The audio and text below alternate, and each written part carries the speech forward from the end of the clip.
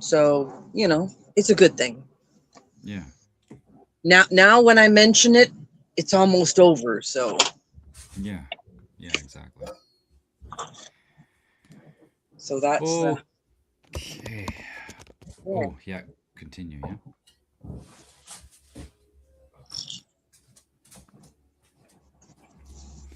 Today, we're going to look at the NASDAQ. The NASDAQ is an index on tech. So this is the top 100. Remember how we have the US 30? It's the top 30 companies, and that's kind of how we can tell the direction of the US dollar, the perceived value of the US dollar. Similarly, the NASDAQ is an index of the top 100 tech companies. And the reason this index was created was obviously to track the tech companies, but the uh, the reason why we're looking at it here today is because we are seeing, this is the daily chart, and here we go, and fade over there. There we go. This is the daily chart on the Nasdaq, and I can see that that is a little bit hidden underneath. There we go. This here is the lows of 2022. And so it says that the NASDAQ is up 172% since then, with a couple of dips where we came back to revisit previous highs. But the reason why we're talking about it today is the NASDAQ is currently comprised 60%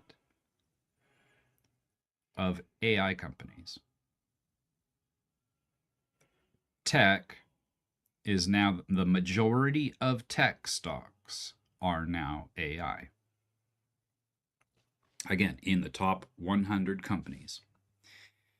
So, what do we learn from this? Well, the first thing is that there's going to be, just like in COVID, there was a transference. Remember, and we've talked about this in the past. Wealth transferred from one form into another. So let's go ahead back over to 2020, where the NASDAQ, we've seen the US 30. I'm not going to harp on that. But the NASDAQ dropped 32% in that period of time. Recovery took very short time. Recovery took only about 74 days. But the funny thing is about this is that this drop coincided with a shift of wealth from these top 100 tech companies into things like Zoom. Zoom wasn't in the top 100 at the time. Things like Oracle. Well, yeah, I think Oracle might have been in the top 100 at the time, but that the transference from the majority of tech went into the next generation of tech. Zoom became a household name overnight. Video gaming, streaming increased over 50% in the period of 3 months. Why? Because we were all sheltering in place, and all the people who played video games, they got to hang out more. And so video streaming in video gaming took a huge boom. We saw, students going and creating, like students in school having to go and create digital identifiers with all kinds of different integrative apps, because Google was where they all went into Google, and Google connects with all kinds of different things for collaboration and talking and all that stuff. So we had a transference of the tech stocks from one form into another. We're just going from one group of companies into the next. So when this fell, the money was sold, the stocks were sold, but it didn't disappear. People say, oh, the stock market crashed. No. Money moved from the top 100 companies in tech to a new group of companies in tech, and they have been taking over since. That's why that recovery was so short. All it took was just moving the money from one form into another, and those new companies brought us through recovery and accumulation ever since. And we just keep climbing. Like since COVID, let's just go since COVID. I measured, this last from April of 2025 up 77%. Since COVID, well, let's go from the recovery. That's 334%. Remember, right now, over 60% of this index is comprised of AI. Where is this headed? Where is the transference? Where is the money going? In these situations, money goes to where it hasn't performed well recently. It always goes into, okay, let's take the next generations, or iteration is probably a better word, the next iteration of companies. Can anybody guess where this money is going to go? Because I don't think it's going to last much longer. I think we're going to see a drop similar to what we saw before, where, this was a 30% drop. So a 30% drop from here, that brings us, back to this level here. Where will this money go? If it drops 30% at this dollar value, we're looking at probably a 50 to 70 billion dollar loss. Like, remember, it doesn't get lost. It just goes from one form into the other to recover right away. So if all of these AI companies are in full accumulation right now, when this corrects, where are they going to take the money? The gaming. Is it the gaming, Paul? I think that's going to be a major component for sure. Does that where AI plays? AI is going to run gaming for sure.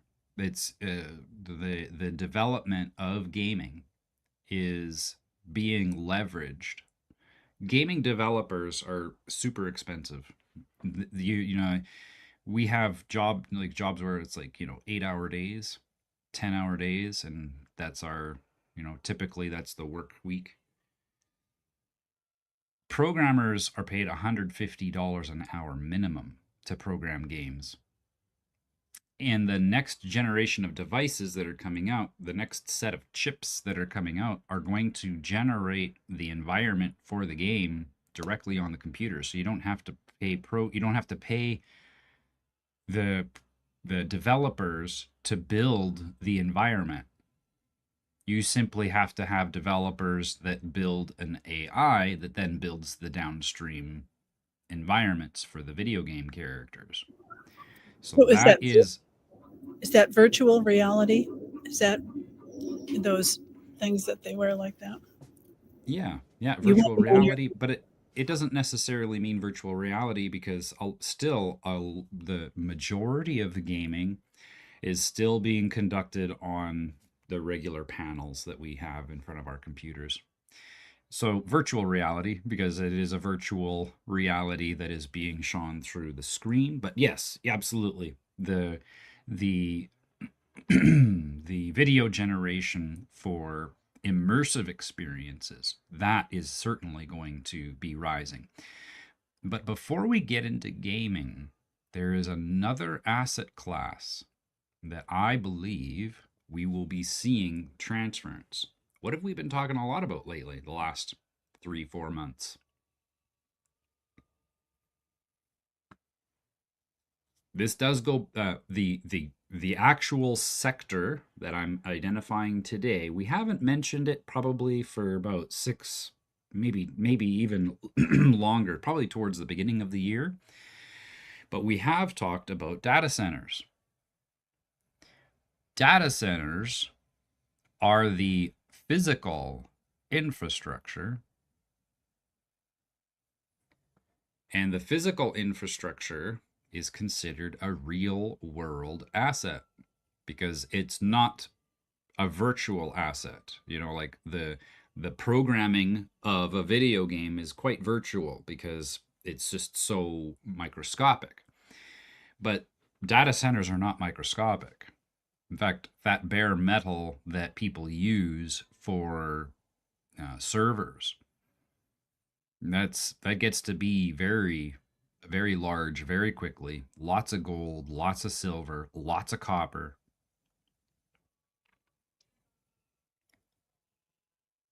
The next iteration, the next thing, in order for the world to be able to have as much AI generation as there is demand for right now, the money has to transfer from AI. This is great. We've got a great setup. We've got Anthropic and ChatGPT and GLM and Kimi. They're all competing for number one right now, and they're always trading spots. That's been the case since the beginning. It's like, ooh, Anthropic came out with a new model and it beats out everybody. And then 2 weeks later, ooh, OpenAI came out with their new model and it beats everybody. We've been hearing that for 2 years, 3 years, basically. No, it's nothing different under the sun even anymore. Like, it's like, if I'm looking at my AI news, it's the same every single week. It's just a different, just enter in a different company. And new model came out and it beats everybody. So the infrastructure that we have, the compute, the power that we have within AI is great. It's a good foundation. It's going to get better. But we kind of need to get into the next phase of this, and that's the physical infrastructure needed for AI to be more accessible to more people. Up here in Canada, we've got our Prime Minister, I should say rather Crime Minister. His latest thing is AI for all. Just as communist as you can possibly imagine. Just take money or resources, or jobs or education or anything for all. And now it's AI for all. And his objective with these data centers is that there becomes a federally distributed AI. They're going to need a lot of infrastructure for that. So I'm of the mind that what we're seeing right now, and again, the infrastructure that's being built is archaic. It's not even cutting edge. But they need to have a place to put all this money. They made tons of money. They made so much money. Just since Biden, they've made 171%. They've almost doubled their investment. So and arguably, this was, what we saw between 2000 at the start of COVID and the increase that brought us up to those highs of January 2022. That's also 153%. In this period of time, what they call the Biden era, dark night of the soul for a lot of tech, was just their time where they were making more builds, right? This here was November 2021. Then it retraced, coming back down to October 2022. Oh, September 2022 is when ChatGPT was released. So since then, the stocks on NASDAQ have risen 160%. And today, over 60% of all this growth has been accumulated by AI. They got to take that money that they've made and they got to invest it into the next phase of their development, data centers. That's the physical infrastructure or real world asset. And that's the term that we were using a couple years ago when we first started market analyses. I was talking about the different waves. Should go this way. So wave one was AI, and then as AI comes on the back end of that bubble, we're going to see the rise of the next bubble be in real world assets.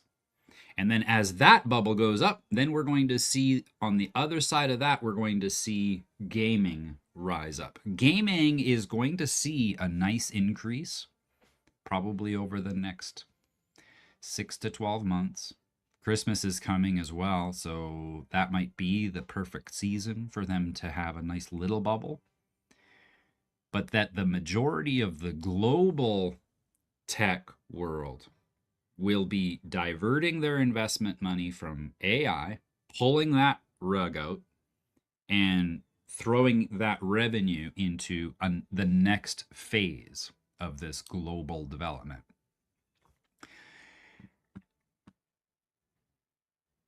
What does that mean for us? Can anybody guess what that means for us? Because by the way, if you want to get into data center investments, like you got to be really savvy. You are likely going to have stockbrokers and all of the fees associated with that. And it's not going to be generally accessible to the public. But there will be a generally accessible to the public. There will be a generally accessible avenue to partake in this next wave. Can anybody guess what that is?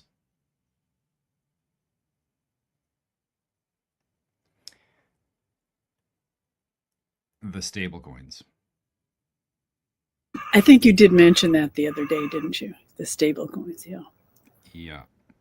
The stablecoins are how the governments, and I don't mean just government, worldwide, the governments are they are preparing for that onboarding. Back in 2020, the onboarding was get your digital IDs, right? Some people got it through the form of a vaccine passport, but a lot of people just got it in the form of, oh, I need to have Zoom. This time, the next level of iteration, the next level of involvement or immersion, maybe is a good word. The next immersion that people are going to have is to safeguard their wealth, especially, oh wow, and look at what's going on. Trump's back at it again. He announced late last week that enough was enough, he said. Now things are getting serious, he said, as if they weren't, because they weren't serious before, probably. But that now things are serious and they're fighting in Iran again.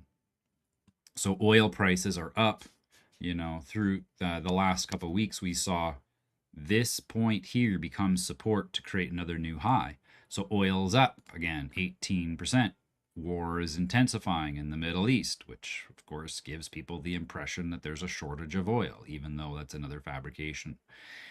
But that this here is setting a stage for the next wealth transfer. And when things get too expensive, when energy gets too expensive, people start crying, people start complaining, and rightfully so. I'm not saying that it's wrong for them to do it, but that what occurs is that the people's unrest results in a call out to their God for saving. And of course, because people have strayed so far from the laws of nature, God has been replaced with government. And so in order for the stability to be returned, we're going to see a crisis. It's going to be a crash. And, this what we were talking about, I'm pulling up the US 30 now, we're going to see a drop. No question about it. But again, money is not lost. It simply transfers form. It's just equity, and you can exchange equity from one form into another. And these high-priced stocks are going to be sold, and they will be re-entered into lower-priced stocks for the next wave, data centers. And that in order for the people to support the efforts with data centers, they will be offered various entry points. And I think in the same way that we have the media tailoring the narratives depending on a demographic's political views. Let's take a look at, for example, there was an example in 2020 where the narrative of COVID had different angles. Sometimes it was more Republican, sometimes it was more Democrat, depending on the county and how they voted. They would just deliver the news to that demographic to make sure that that demographic got the right narrative for them to feel like supporting their subscriptions, right? Well, the same thing has now occurred in social media. Elon has done an incredible job at attracting more right-leaning people who lean more towards the right. Facebook has done a great job at attracting more people who are on the left. We've got another social media platform called Blue Sky that is gaining a lot of attention within the left-leaning community. Donald Trump got Truth Social. He built Truth Social from the ground up specifically to promote more Republican values. But of course, he just did it because he wanted his own social media platform. Audrey Lynn, go ahead. This reminds me of the story you told about Wayne and Mark with AMA, where you gave them the same question that they put into their chat GPT or even a web search. I can't remember the fine details, but they got diametrically different answers tailored to their specific perspective, and they fought for their perspective was the right one. They both thought that their output was awesome. Right. And even though they differed. That's how granular they have become with how they can manipulate us emotionally. That's right. And so the next phase that we're going to see, backed by that physical infrastructure, that next phase is going to look very similar, where they need the people to use their wealth to back the agenda. And so we're going to see all of the different factions, I suppose, or fractions of political views get tailored, customized propaganda to attract them to the various stable coins that are in position, that have been put in position and had their foundations crafted since COVID. Like HBAR is a coin that we haven't really touched on it because I'm not interested in getting too much information or sharing a whole lot about HBAR because it's a Google-backed coin, stable coin, right? I'm not interested. It's wonderful to see that it exists and you can kind of get an idea of where we are in the scope of things, but when it comes right down to it, I'm not interested in buying. You're not going to have, it's like XRP to me. XRP, I'm not going to touch it with a 10-foot pole. You will never find me have XRP. Not because I don't think you can make, you're probably going to make lots of money at it. If you get XRP, you'll probably make lots of money. It's no question about it. But I'm not interested in making money off of it. Similar to how I don't want to make money off of HBAR. Similar to how I don't want to make money off of T-Fuel or any of these other coins that are driven and focused on supporting this physical infrastructure that's coming forward. Well, and it's also supporting an infrastructure from a group that does not have our best interests at heart. Right, right. Instead of building a stable coin that is good for the people, they're building a stable coin that's good for them. Yeah. Oh, yeah. And to just rub salt into the wound, get everybody to fight over which stable coin's better. Just saying the opposite, the one stable coin that don't have our best interest at heart. Is there a stable coin that does?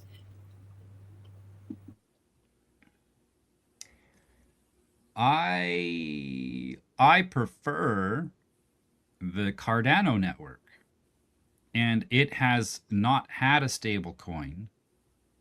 And I always said, man, if there was a stable coin in the Cardano network, I would probably gravitate towards it simply because I know that network. I know what it stands for. I know what they've done. I know how they manage their treasury.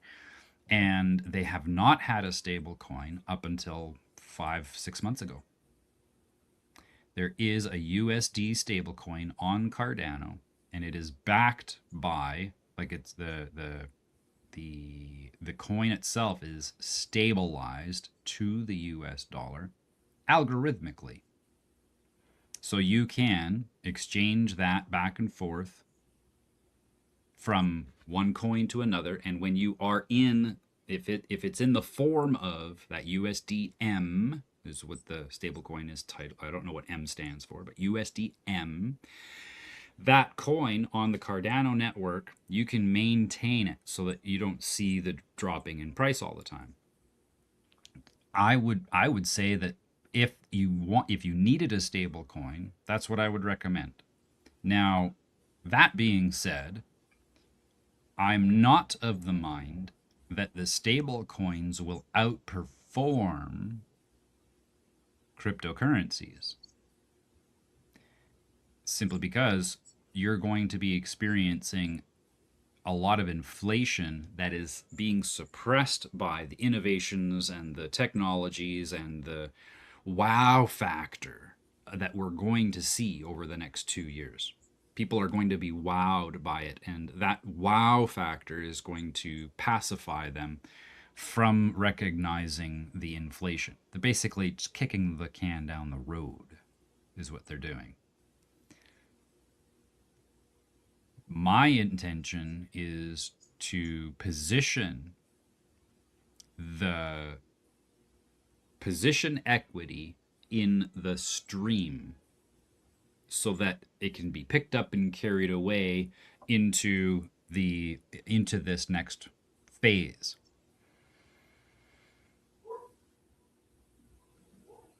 One of the things I said earlier is, where does money typically go? When we see it transfer from one form into the other, where does it typically go? It goes into larger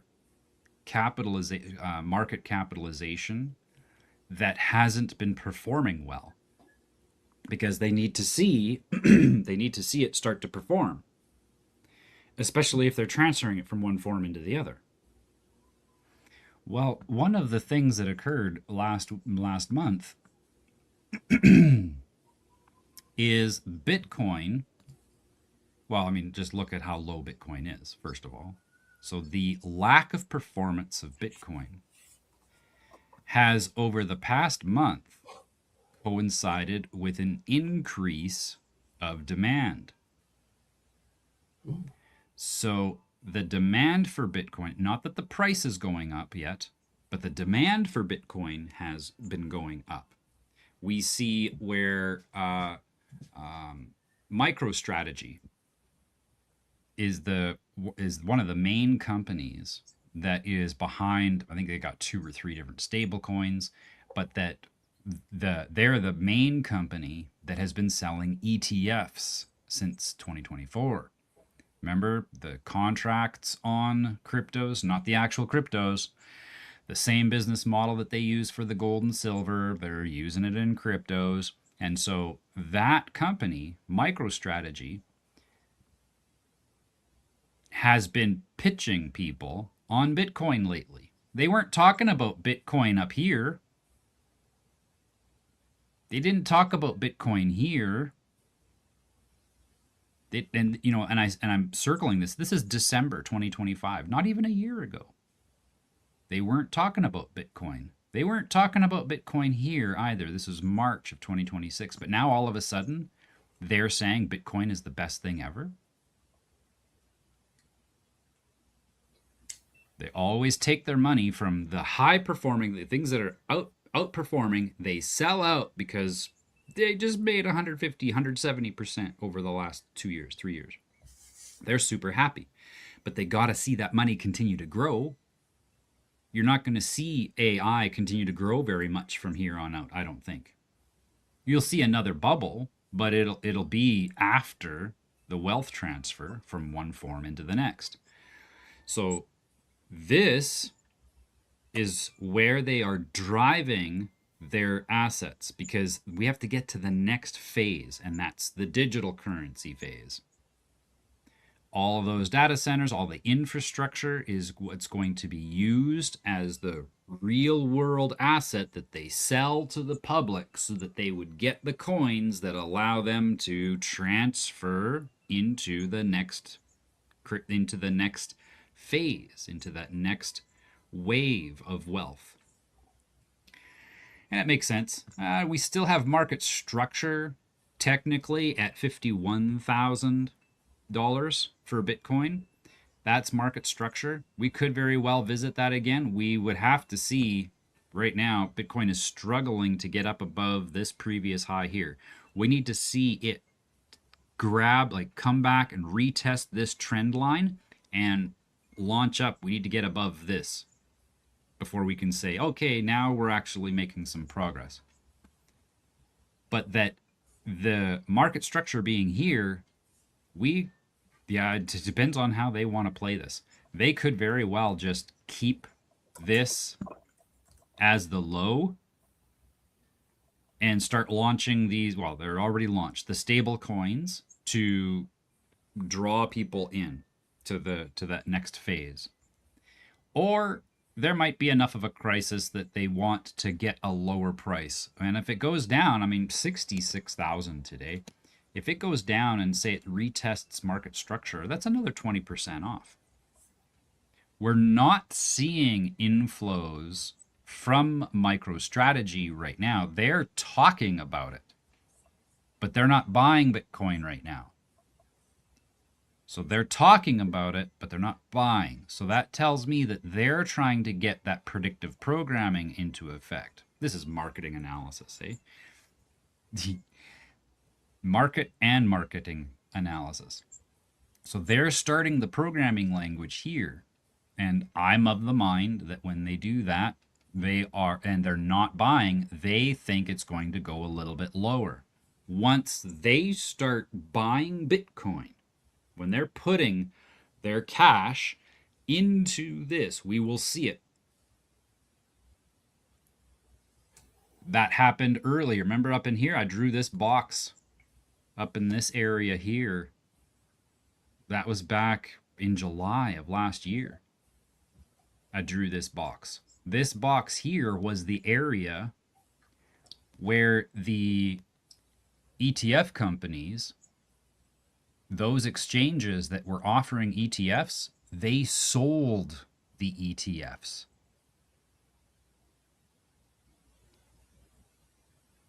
They took the investor money back at the green dot, the green arrow. They said, give us your money in the form of ETFs. They sold the ETFs here. So now they've got the cash, and they will just dollar cost average, especially before the next phase of development. Any questions about this so far? I want to make sure that we take a pause. Can anybody see, are there any questions about this? Is this landing? Are you recognizing these trends and seeing where the money is headed next? Well, the thing is to pay attention to that, those products that they own that are underperforming that they want to perform better. Yep. I think that's a strategy. Not in my wheelhouse, but it sounds like a strategy. Yeah. Yeah. Also, we have the other interesting pattern that has been in play since 2015, where these lows ended up that like this was a low and it created a bullish trend across 1056 days. Ooh. Yeah, that's like 4 years almost. Aren't we coming Then- close to that the end of that is it the 1,000 day cycle or is it the 300 day cycle? Yeah, it's the pullback that we're coming to the end of. Ah, This was December 2017 after, everything went crazy and Bitcoin was at 20,000 and everybody freaked out because it was, making millions. Then as it descended and it took 366 days there it to is. find the bottom. So And the bottom then turned into another 1,060 days in accumulation. so where are we on those numbers currently? Yeah, good question. Because I you have talked about that. plotted. Sorry. Yeah, I plotted it out so that repetition is currently this is a block that I made 366 days long, and we are currently there we go. We are currently 289 days into it. Mm. So that's kind of why I think we will probably still go lower. And market structure is 51,000. So if it continues to go down, this 366 days takes us to October 7th, Mm. where then that pattern in the past, again, what's the saying? History does not always repeat itself, but it frequently rhymes. And the pattern has been, that 366 days. I wonder what As a- sort of elections are scheduled for October.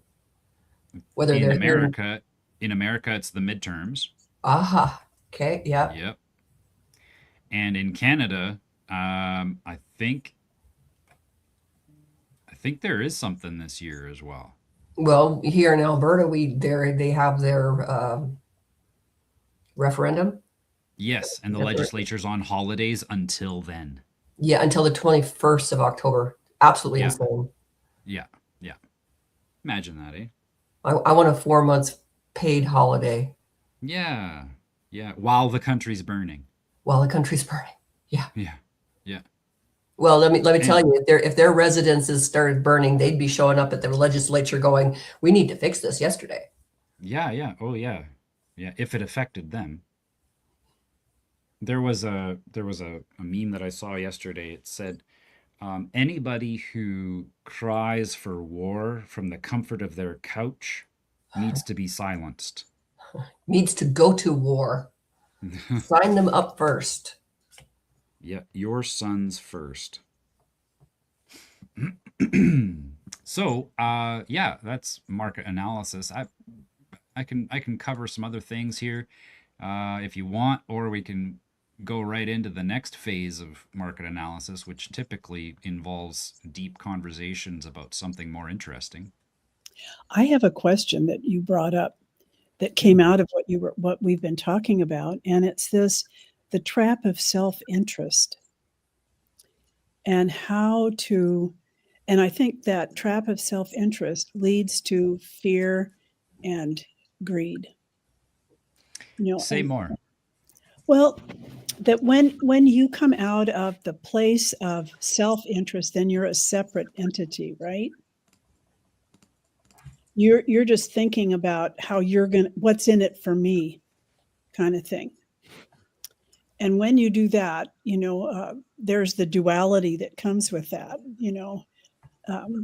That hyper focus on what you can do, and of course, that's going to end up creating a place of greed, because there's no now enlightened self-interest. That's another thing, but that's kind of what I wanted. There's a trap there that I think they're necessary components. Fear and greed are at least two necessary components of self-interest. Mm-hmm. Now there may be a lot more, but that's the trap.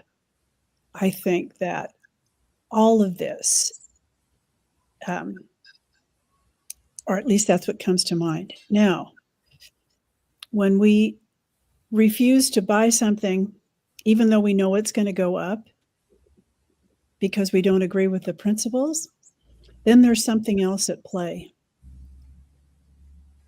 I hear you, Maureen. For many years, I've seen a variety of different things occur. Like after watching, The Big Short, is that the one with Michael Burr? Yeah, I wanted to invest in water because I thought this man was at the end of the movie. It talks about how this man decided that that's what he was going to do, was he was going to go and invest in water. And I thought, wow, yes, that's exactly what I need to do. And I went and researched, how could I do this? And I got all kinds of resistance and blocks all the way through. So where am I going with this? An example of self-interest in the trap of. Oh, and so the self-interest was, this is a great idea. And seeing the direction. I'm sorry, I totally lost my own thread. Principle. There's a principle involved that then it's a win-win. Then it's beyond just the self. I'm not saying that we shouldn't, that fear and greed aren't going to be present, in some way, but something overshadows it because it's so much bigger. Agreed. Like, say, the community interest. I mean, the community interest is what goes beyond, or world interest, or the interest in the earth. It's like what I feel I want to keep on that kind of pinnacle of, I want to invest in something that's not only good for me, but good for everything. I hear you. I know during the times in which I'm in great fear, I tend to be like a dragon, and not that I'm a dragon rider, the mythical creature that hoards their gold, because one doesn't know what the future holds. And then in other times when I am in less fear, I find myself being more generous with my gold, and all as well. And it really is dependent upon my state of fear and how easily I fall into that very deep self-preservation mode, and I lose my ground on that all is well. Literally all is well. The world is falling apart around me, and it's okay. It's okay. Had an experience this weekend with the car, where we were coming back from our weekly worship session in the mountains, and it overheated. So we pulled off and waited for it to cool down, and I was freaking out. I was just like, oh my God, how is this gonna, just all the stuff. And as I was doing that, it occurred to me, how am I defining myself based on my car? And then it was okay. Oh, okay. So I'm defining myself as someone who doesn't have access to transportation. Oh, does that make me bad? No, it's kind of inconvenient, but it doesn't make me bad. So as I allow myself to take a breath and step back from these fear things, then I can make better decisions and choices overall that can serve not only me. And That's not the only that, point. but that you want to. Yeah, There's a longing to live in a different way. yeah. Yeah. So I just wanted to just point at that, and I think it's very human, and I think it's like it's within the bandwidth of being a human being, and it's way over here, and it's just it plays like a little thing like over here. And then just like what you did, it came over here, to a higher frequency of who am I really, and and who how do I define myself, and then it's way up here, and then that overshadows this, and this becomes uh, less relevant. It made it more tolerable. Yeah, It made it exactly. more easy to experience. And then when we were out and about yesterday, the car overheated again. Only this time the car was parked and we were just idling and it overheated. And that's, a whole nother conversation with the mechanic. But nevertheless, because I had done I believe because I had done that work prior, the overheating was, Yeah. we can Yeah. get through this, as opposed to the sky is falling and it hit me in the head. Yeah.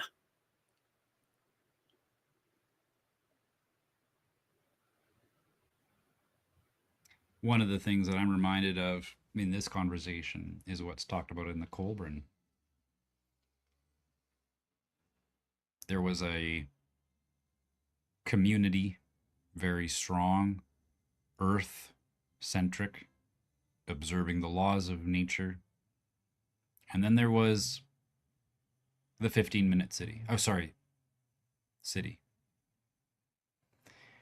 And the problems of that city, the crime and the degenerates, sometimes would get out and create havoc for the outsiders, the tribesmen. And the warriors of that tribe said, we have to go down there and we have to make them behave. We have to teach them a lesson. We're going to make sure that they get what's coming to them. Deliver the wrath of God. Let us be his instruments to bring order to these unruly people. That's look at how strong we are. Look at how we have trained for this. We have to stop it. And the elders of that tribe said, don't do it. You're going to go down there with all of your strength and might and your weapons, and you will be killed by their silk. And sure enough, that's exactly how it happened. People succumbed, the warriors themselves, the ones who were trained to defend their countrymen from the degenerate cultures that surrounded them. They could not withstand the temptation for self-interest, for more comforts, for the finer things in life. Oh my gosh, I can have all these women just come over to me with pillows. Oh, it's amazing. I don't have to work hard for this. This is great.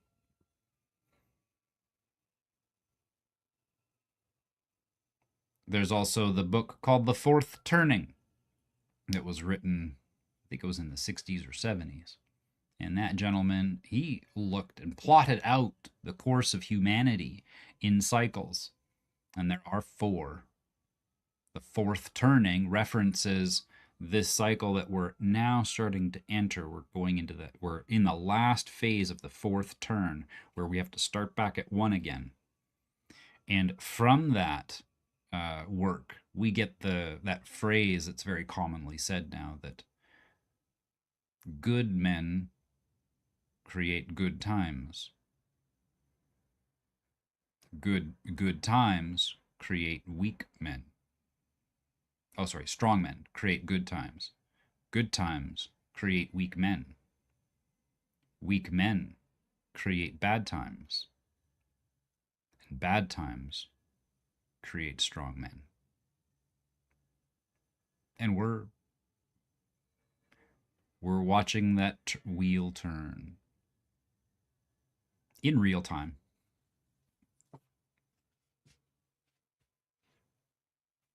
Yeah, what happens is that or at least as I'm discovering it, because I keep trying to give it away, and everybody has to discover it for themselves.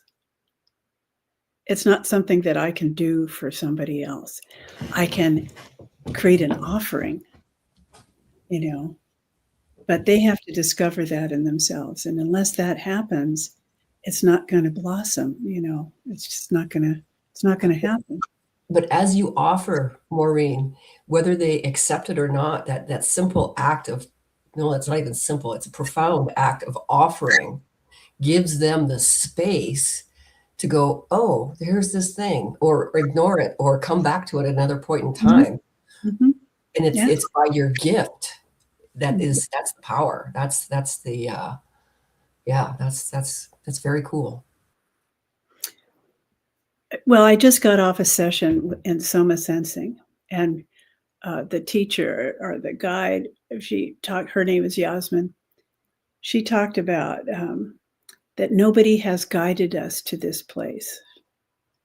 We don't know about the fascia and the wisdom of the body, and the fascia, actually, the biointelligence of the body, that we aren't guided to that. We're actually turn away from it because we are all up in here in the mental world, and we're educated. Everything is rewarded here, and the wisdom that comes from listening to your own body is not rewarded, or it's not even. As a child, yes, we have that, but we're told sit still, do that, and we aren't given an environment that is really geared to our body's movement.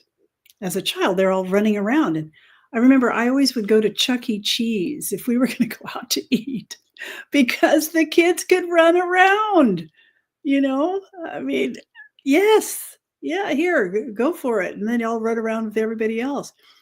But if we went someplace, if we happened to go to someplace where they had to sit down all the time, it was misery. Sit down, stay still. They were miserable. We were miserable. It doesn't make any sense. But creating the environment, yes, that you at least are aware of it. And then I don't know how you can get out of the temptations of comfort and of acceptance and wanting to be liked by everybody, and I don't know. Well, I think life provides us those opportunities to get out of the comfort. Absolutely, it gives us those opportunities.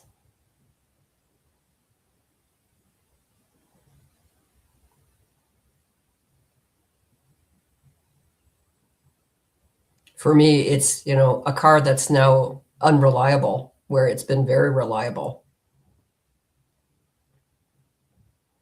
I am being given that place of trust not given the place of trust, reminded that I can't control anything. I have a hard enough time and do a very poor job of controlling this.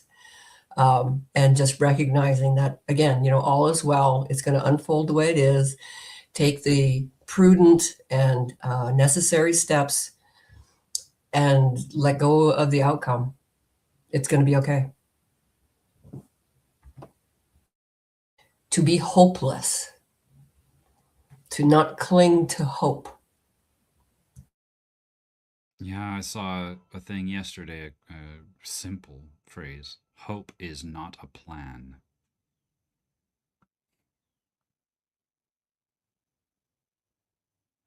Yeah, that's from Midnight Gospel when we were watching that series. Amazing series, folks. If you have the opportunity, watch Midnight Gospel.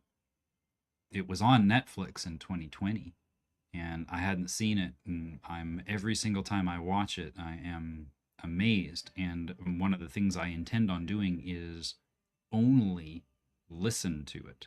So if you do watch it and you find that the animations are distracting, because they can be, just listen to it.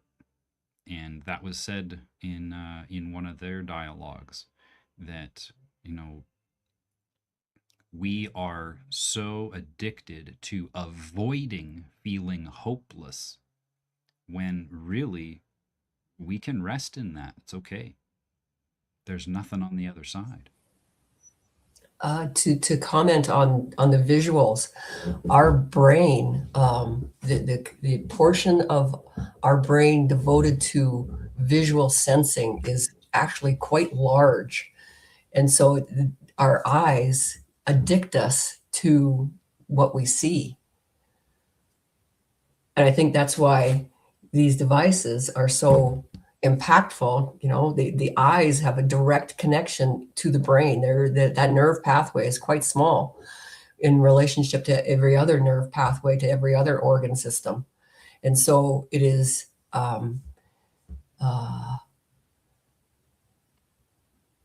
almost a meditation of what is it that I'm actually seeing? Or is it a projection from my mind, from the past, from a wounding that I'm seeing the current situation through that wounding as opposed to what it is right in the moment. Or even programming. Yeah, yeah. One of the things Yasmin suggests is that we look away from the screen. I mean, look at every once in a while, but mainly just look out a window. So I'm kind of practicing that today, just looking out of a window, and I have the screen in the periphery, but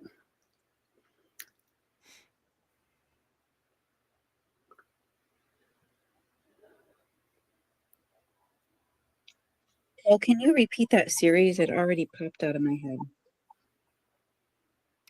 Midnight Gospel. Okay. It's such it is mind warping form of media. It's what it is actually is a gentleman who hosts podcasts with speakers, but then he takes the dialogue that they share, deep, rich, purifying dialogue, and he creates animation to coincide with the message, but it is very abstract. And so the animations themselves are telling a purifying story as well in parallel. But many times I find myself lost in the animation and missing some of the dialogue. And I want to go back and push play, but with the screen off and only listen to the dialogue. And then after that, I'm going to go back again and watch it, but I'm going to turn the dialogue off and focus on the animation.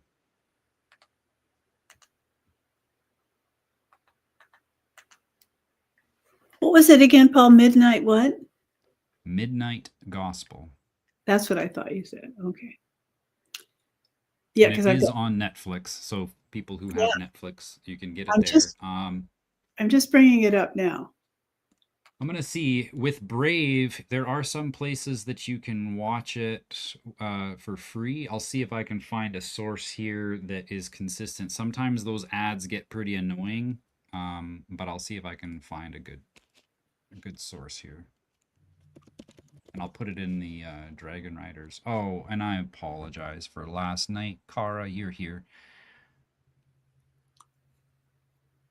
We had market, and it was on a day that I thought it was on Tuesday, and then I find out Sunday it's on Monday. And so I focused on getting that ready, and I forgot to make a message to cancel. I apologize. We were just a little concerned about you, but yeah, it's all good. I woke up, we didn't get home till almost 1 o'clock last night, and I didn't even check the computer till just before market analysis. And I was like, oh, why did that happen? Okay. I did Good. find... I'm glad it was something good. It was, yeah, thank you. Okay, I found it. I'm gonna put it in the Dragon Riders chat, and I'll also put it in the Telegram channel as well for Next Gen Merchants.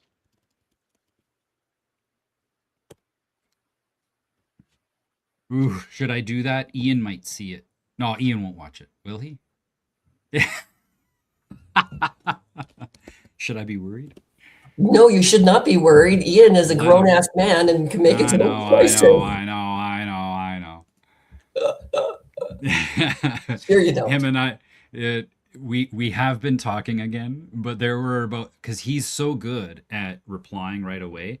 Last Friday, I met with him and we chatted about something about religion. We ended up talking about the soul. He believes that the soul does not begin its existence until the point of conception. And then I challenged him a little bit on it because, dude, in your own scriptures, it says, I knew you before you were born. And I said, if God knew me before I was born, what did he know if not my soul? And he goes, oh, no, that's just talking about how God doesn't perceive time the way we do. Isn't it to me, it feels like Christians find ways to take things literally out of the Bible and say, no, that's exactly what happened. Jesus fed the 5,000 with a few loaves of bread and 5 fish. That's happened literally, you know. Oh, no, he literally got Peter to fish out a fish that had the coin for his taxes. Literally. And then you bring up something literal like God saying, I knew you before you were born. And there's another scripture, I can't remember where it is, that's why I didn't quote it, but there's another one that says, before the foundations of the earth were set. So I challenged him a little bit, and it was about 2 or 3 days where he didn't correspond with me on a few things. Would you elaborate on the butterfly experiment? Oh, can you? You're the one that shared that. Please, if you would. There was a 10-year-old boy in Japan who was, I don't recall why he was curious, but he did these experiments over 2 years with butterflies and with the caterpillars. And so what he would do is he would put some kind of a device on himself and the caterpillar to give the caterpillar a bit of vibration, a bit of sensation. And the reason why he did it on his arm with the caterpillar is that he wanted to know the degree to which they were experiencing that sensation. He didn't want to hurt them. He just wanted to get their attention. And as he was giving them the stimulation, he exposed them to the scent of lavender. Then he tested their offspring, and their offspring were repulsed by lavender. And then he tested the great grandchildren of the original, so 2 generations away from the original, and they also were resistant to lavender. And then there was a scientist in the States somewhere who picked up on this somehow and did his own research and verified this child's research, that memory with these butterflies was carried through 2 generations to be averse to lavender. So if that is not an indication that we do have ancestral memory, Oh, yeah. I'm not really sure what is then.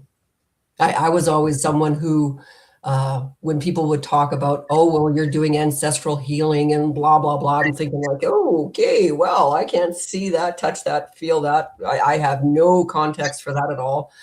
This is not real. To read this study of this young boy is mind-blowing. Yeah, my question is, okay, so what is it that maintains the memory? Lavender is not something that poses a risk. It doesn't have to pose a risk. Right. It is the association with Yeah. that, because the critters got a stimulus that wasn't pleasant. They associated the scent of lavender as a hazard. And this Mhm. reminds me of my talk with the isms, or Zims now, whatever, and the Dutch winter hunger crisis in World War One, and how the people, for the generations of the people who were born gestating during that time, and their health consequences. At that time, they knew of at least 4 generations that were impacted by that event. And I'm reminded of the Bible that says that the sins of the father will pass through the son up to 7 generations. And I know that we hold cellular memory. So what is that thing? What is that? Well, it's also, it just comes to mind, evolution too is something that's affected. It affects one generation, then evolves with that kind of adaptation to the environment. So I think it's just, I mean, that I just thought, oh, that's ancestral memory. You know, that's carried in the genes, and that which is, so it will be given to the next generation in order to adapt. And so that we know that that kind of transfer occurs. So now, anytime there's an impact to the environment, then it seems that that's like, you know, that's adaptable to the next set of genes, or that's, and that we're affecting our own genes, because how else do we pass it on? But I think what Paul's question is what is the thing? What is that that affects the genes? What is that the genes hold that passes on? I mean, if we get down to the genetic and the molecular, it's the ones and zeros, or the ABCs, and how they arrange. But what is it that makes them stick together? Why Have would you it seen, retain? Yeah, why would it be retained? How is it retained? have you seen the recent clips on quantum entanglement? I'm familiar with. Yeah, I'm familiar with that. Yeah. Well, what they showed is the dramatization of quantum entanglement as a kind of a yin yang kind of phenomena, and how it's moving all the time, and it's changing because when one cell, when it reaches a certain connection with you, then that cell is then impacted, no matter how great the distance. So, you know, In one of the episodes with Midnight Gospel, they talk about this quantum entanglement, and it's like a net, and everywhere that the net crosses, that's where these nodes are, and we're the nodes. Mhm. yeah. And that's a quantum entanglement. I know I've experienced that many times, beginning with my sister. She and I we wouldn't talk, and then all of a sudden I would feel this pressure to call my sister, and I wouldn't, and she would call, and I would say, yeah, I was thinking about you, and oh, you such and such, it was your turn to call. Why didn't you call? I felt it too.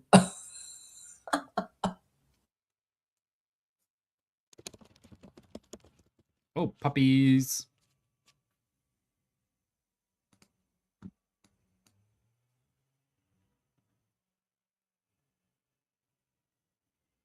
Talk about quantum entanglement. They sure look alike. Mm-hmm. And Cara, those must be yours. Is that right? Yes, I'm trying to put them out, but they have to sit and stay while I open the door to get their treat. Mm-hmm. They're That entangled, all right. That one is very ready for the treat. Yeah. He's like, don't make me get angry at the other one. Yeah, don't pay any attention to him. Yeah. He doesn't Just get a treat. I get a treat. yeah. Sit. Oh. Sit. There we go. I know which one I choose. Oh, Aw. Now they're calm. I love the white. Oh, there's a difference in the white marking on the face. Yeah. Good From- boy. See, that one Yeah. doesn't even want a treat. He's just out of here. Yep. He needs to go find his ball. Funny.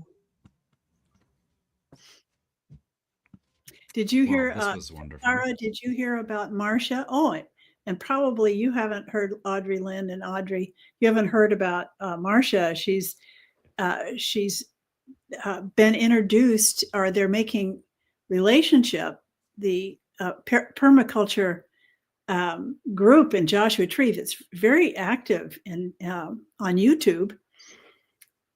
And Marcia's and her husband have made contact, and it seems like there's this nice flow going to happen. I'm hoping that I can join that community. I'm hoping it works out that way. You know how you go, oh, okay, well, is it really going to happen? Or, maybe I'm not, or I am, but I'd love to. But so I told her, I just kept saying, Four Eyes Potato Club. So she could get, have some kind of connection and support us, and we could move into the permaculture, which is really a wonderful, good for the earth kind of movement. Are you involved in Nice. permaculture? Are you Tara? talking to me or Audrey? Yeah.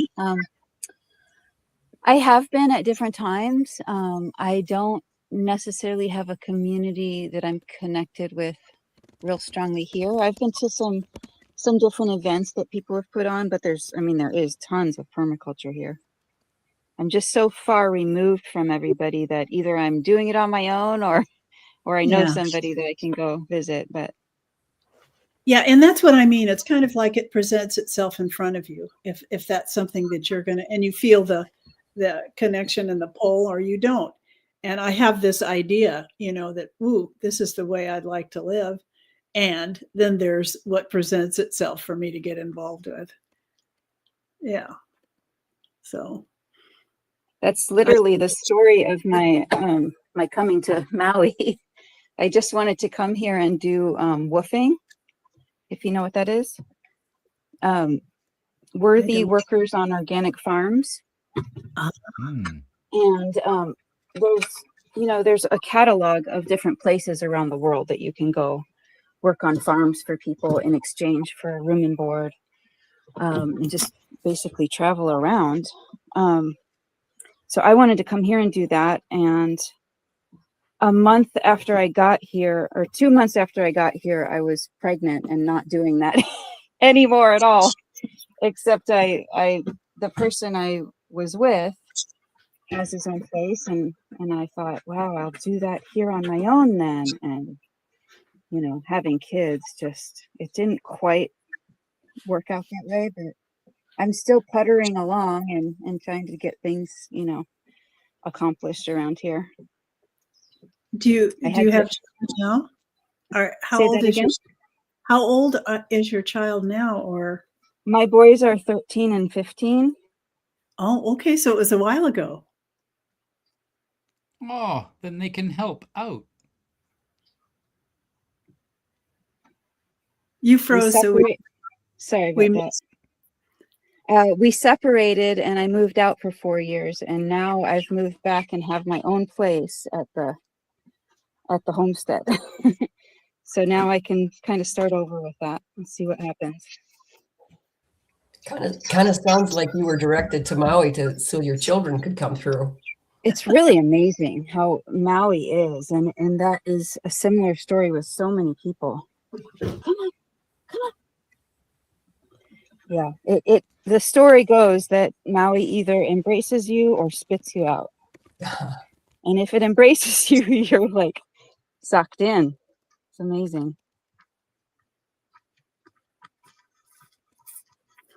That's how I found Trabuco Canyon. I found that I wanted to live here, and there was no place available for a while, and then all of a sudden something opened up. And when it opened up, this place opened up. And when it opened up, I couldn't afford it. It was way too much. And then the price went down. So it was like, okay, then it's like, then, okay, I can do this. I can do this. And that was the opening for me. But I've noticed that with places that are, I think very special, and maybe every place is special, that it opens up to you in a special way, that you're drawn there and you have a special thing to do there.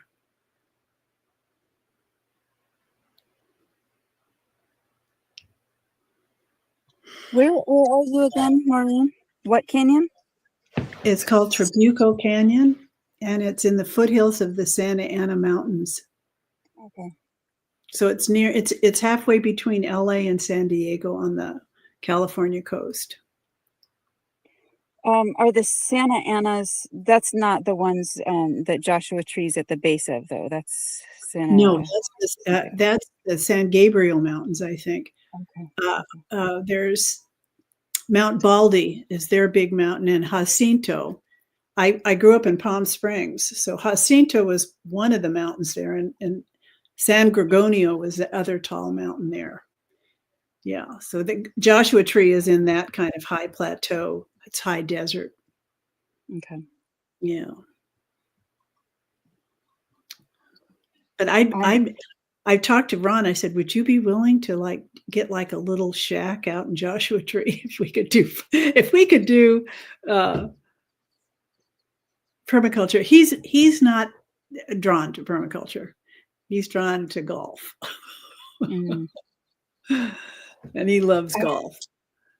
When I was in college, I went to a really cool college in Arizona, and I did a permaculture course. It was a quarter-long course, and it was permaculture for dry lands. We were in Arizona, and we went to visit this homestead out in, I don't know where, it was in Southern California somewhere. I want to re-find a contact for this place because it was incredible. It was only using catchment, and they receive an average 1/4 inch of rain per year, and this place was flourishing.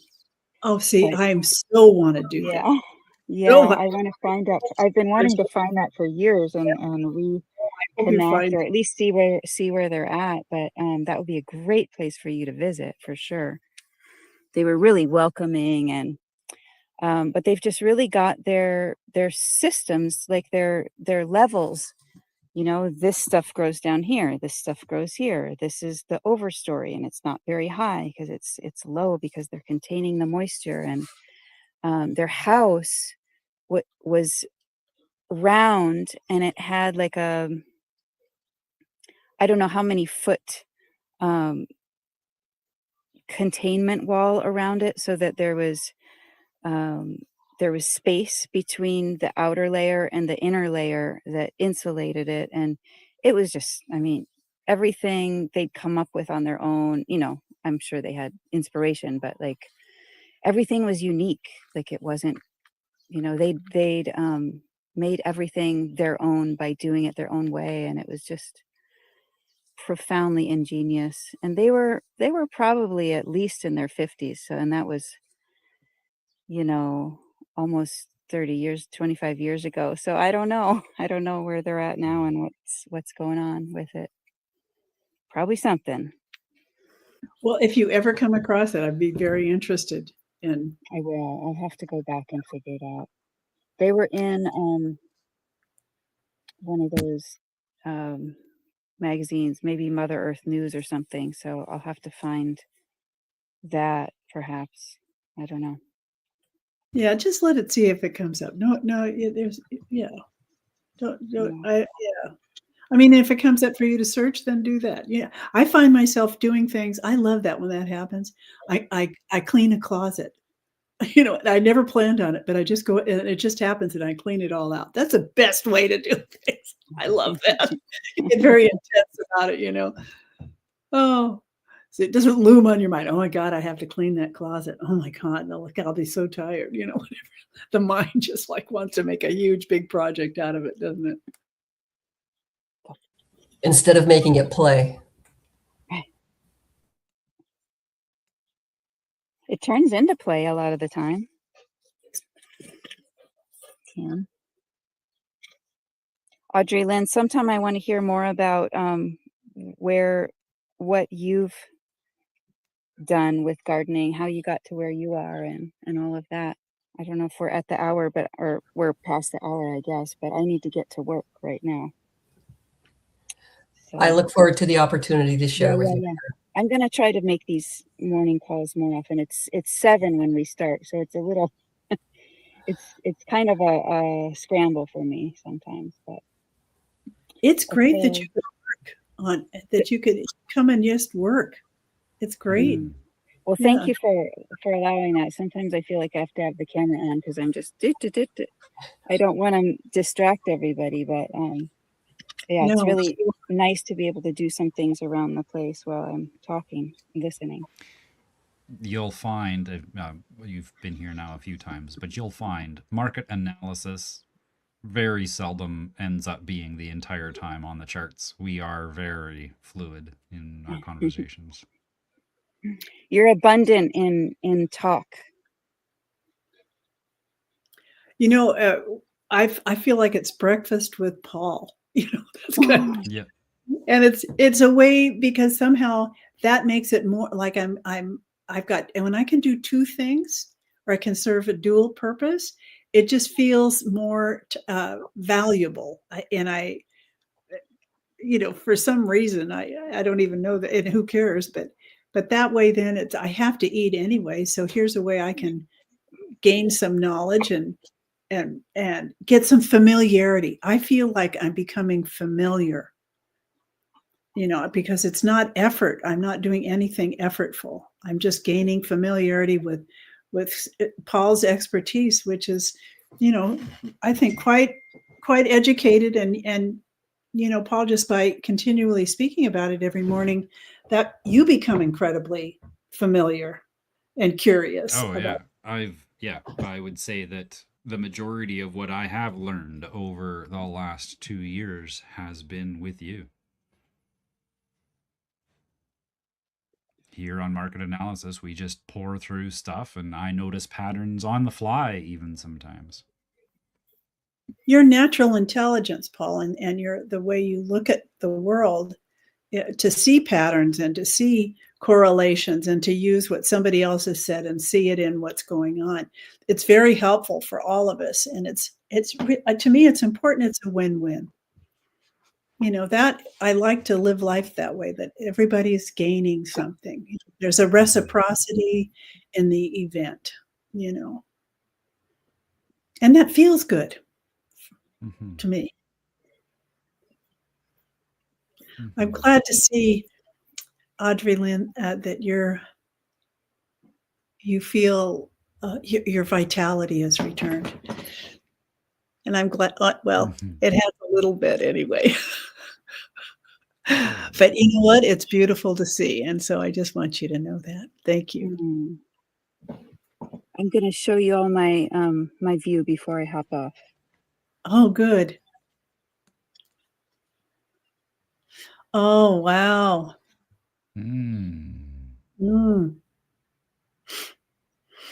Oh, that is a nice horizon. Great visibility. I wonder if I can. Oh, there we go. now are those mountains, or is that a bank of clouds, or on the horizon, or are those they mountains beyond the trees? An island. That's an island. Yeah, that's called Kaha'alave. And unfortunately, the government used it as a bomb testing site for many years, and so it's decimated.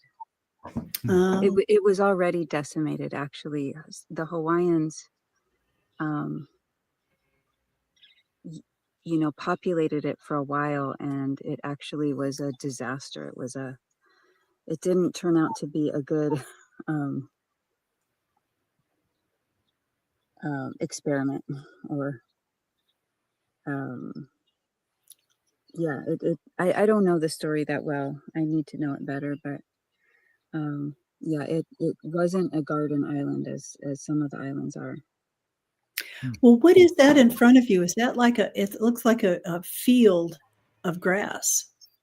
Yeah, this is the yard. It's My huge. my boy's dad really loves open space, so Wow. we've got this big open space, and then Yes. our little self-built structures are behind this in these trees here. And then uphill is can't really see it, is another big hill that is one of the foothills of Haleakala, which is the big mountain here, big Um, volcanic mountain. Hmm. Yeah. so do you mow the grass, or are there goats, or? There are goats outside the property, wild goats. Oh, And they're like they're black, and they climb the trees and eat the tree leaves, and or eat Wow.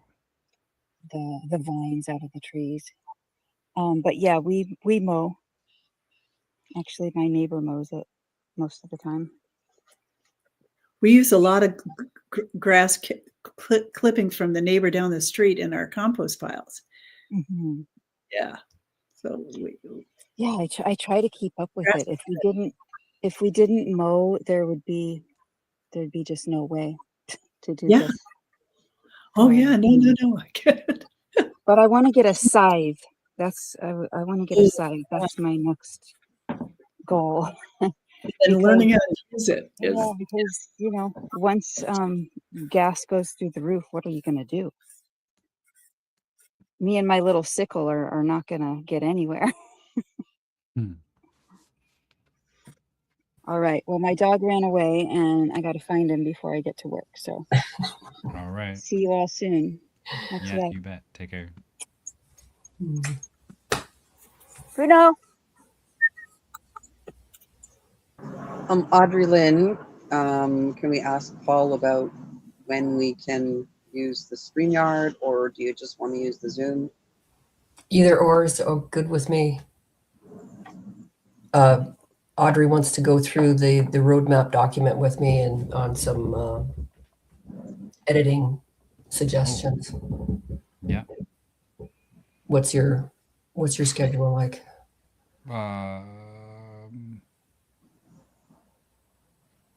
We could do later today if you want. Depends on what Audrey has. What's your schedule like, Audrey? Because you were saying you needed to go do some hide and seek for parts. Yeah, I have to go get parts today, but I also have a meeting with my friend Kim, and then at some point I have to go back out to. So today is actually not a good day. Okay. So maybe Thursday. What's your schedule like after market analysis? We have co-work. Could do it then. Oh yeah, we could do that. If you Yeah, want to then. yeah. That way I can be involved in the editing. Because Yeah. I just made some, suggestions, and we could go through it, and then it's how I can get it, because I couldn't. I had to copy it and put it into my own document to be able to edit it, because I wasn't able to edit it in your form. I had to pay money to edit it in your document. Oh wow.